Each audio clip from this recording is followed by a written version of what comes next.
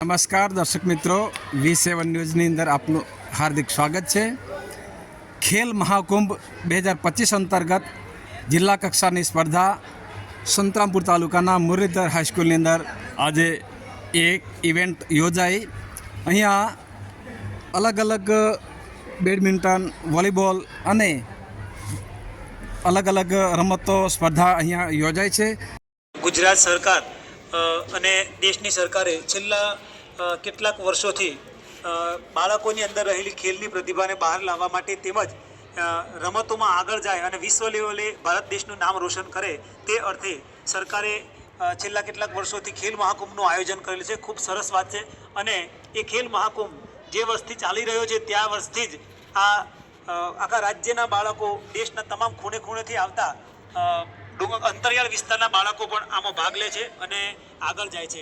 તે બાળકોમાં રહેલી પ્રતિભાને બહાર લાવવા માટે આ એક અનેરું પગલું કહેવાય અને ખૂબ આનંદની વાત છે કે આજે અમારી શાળામાં ખેલ મહાકુંભ 2025-26ની તારીખ 5/12/2025 એટલે કે આજના દિવસે જિલ્લા લોન ટેનિસની રમત અમારી શાળામાં યોજાઈ.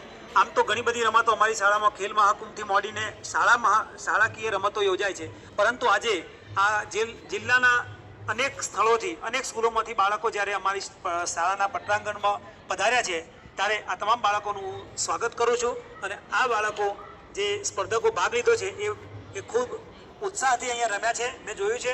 અને આ જ રીતે જો બાળકોની અંદર રહેલી સુસુપ્ત શક્તિને જો બહાર લાવવામાં આવે તો ખરેખર બાળકો આવનારા ભવિષ્યમાં પોતાનું લક્ષ્ય પ્રાપ્ત કરી શકે અને આના લીધે એ આગળ જઈ શકે.